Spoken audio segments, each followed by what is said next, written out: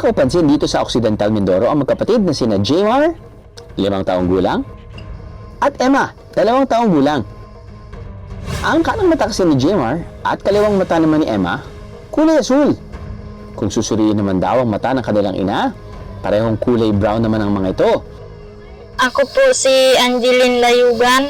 Ako po ay kasapi ng tribong Iraya.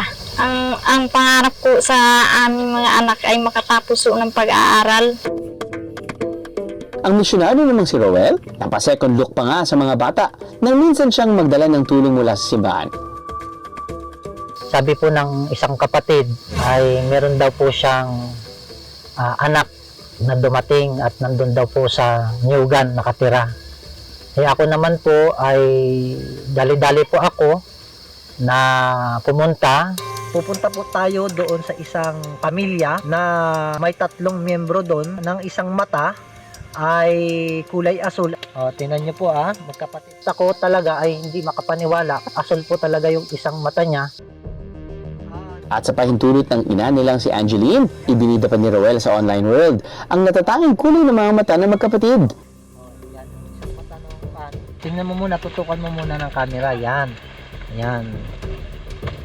Tunay po yan, no? Sige nga, tutukan mo nga ng camera. Yan, yan. Bebe, tingnan nyo po. Yan po ay tunay po yan. Hindi po yan peke at kulay asul po talaga yan. Nagpicture po ako at pinost ko po ito sa isang group ng Mindoro. Sa katunayan, makailang beses na rin kaming nakapagtampok ng mga batang may pambihirang kulay ng mga mata.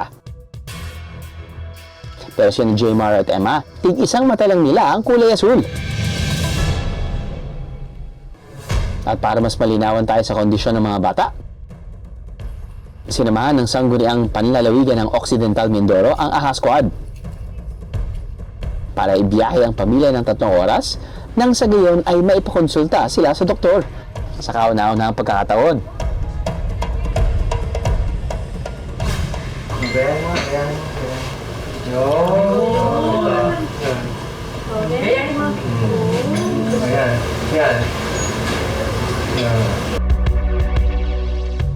Ayon sa eksperto, heterochromia ang tawag sa kondisyon ng mga magkapatid, kung saan magkaiba ang kulay ng kanilang mga mata. At alam niyo bang less than 1% lamang sa mundo ang nagtataglay nito? Nakuha ang pangalan nito sa ancient Greek term na heteros, na ang ibig sabihin ay different, at chroma na nangangahulugang color. Melanocyte ang tawag sa dark cell ng katawan na nagpo-produce ng melanin pigment. Yun yung nagbibigay ng color sa katawan natin, sa hair.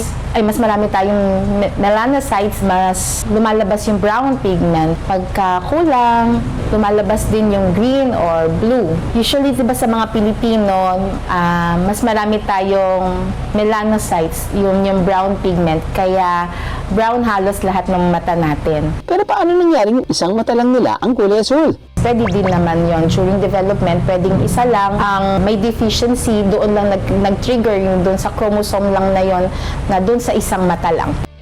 That would rely on genetic mutation, so that means it's hereditary. Mapapass on siya ng magulang papunta sa anak. Maaring namamana raw ang heterochromia. At sa aming pag-iimbestiga, nakilala namin ang lalaking ito ng isang mata, kulay brown, at ang isa naman, kulay asul.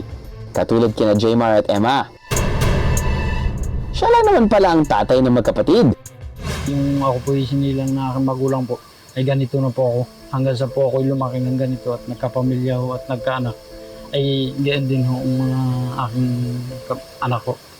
Magkaiba man daw ang kulay ng mga mata ni Elmar, malinaw naman daw ang kanyang paningin.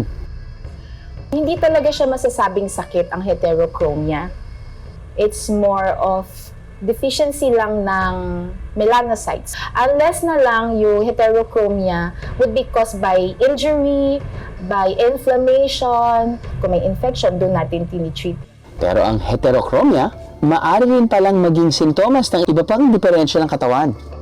Kaya naman dapat mapatingnan na raw sa doktor ang sino mang makikitaan ng ganitong kondisyon habang bata pa lang. Mabuti at walang nakitang problema ang ating eksperto kina Jmar at Emma. Tinignan ko yung vision nila, normal naman, malinaw. Saka based on history, ay wala namang ibang sakit yung bata, walang history ng trauma, sila makana. So more on yung kaso nila ay hereditary. Natuwa po ako at masaya po ako at natingnan po yung mga bata ko at Hindi na rin daw dapat minamata ang mga taong may heterochromia. Ang ilan nga sa kanila, tinitingala pa sa buong mundo. Tulad ni Superman actor Henry Cavill na ang isa sa mga asul niyang mata may halong kulay brown. Samantalang si Doctor Strange o ang actor na si Benedict Cumberbatch merong sectoral heterochromia. Kung saan ang kanyang mga mata ay nagbabago ng kulay kapag tinatama ng ilaw, mula green ay nagiging blue and vice versa. Pero alam niyo ba ang mas karaniwan pangaraw ang heterochromia sa mga hayop kaysa sa tao? Tulad na lang sa mga alaga nating pusa at aso. Alam niyo ba na sa dog breed na husky, madalas mangyari ang kondisyon na magkaiba ang kulay ng mata? Ganito kasi yan. Okay, nagtataglay kasi ang iba sa kanila ng genetic mutation na nakakaapekto sa dami at distribution ng melanin nila sa mata. Ito rin ang dahilan kaya maraming husky ang may kulay asul na mata. To see is to believe tayo.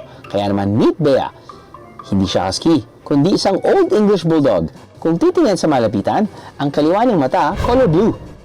Samantalang ang kanang mata, color brown naman. Nakuha namin si Bea 3 months ago. Nagulat kami kasi yung eyes niya are different, magkaiba, so bi-eyed siya. Then natuwa din kami at the same time. First time namin nagkaroon ng dog na bi-eyed or magkaiba yung kulay ng eyes niya. Half-half man ang kulay ng kanyang mga mata, buong-buo naman daw ang pagmamahal ng kanyang fur parent para lumaking normal at malusog. Klarang-klaro na walang masama sa pagiging iba. At ang malinaw na katotohanan, ang mga tao at kahit na hayop na may pambihirang katangian, kailanman ay hindi dapat natin minamata. Aha!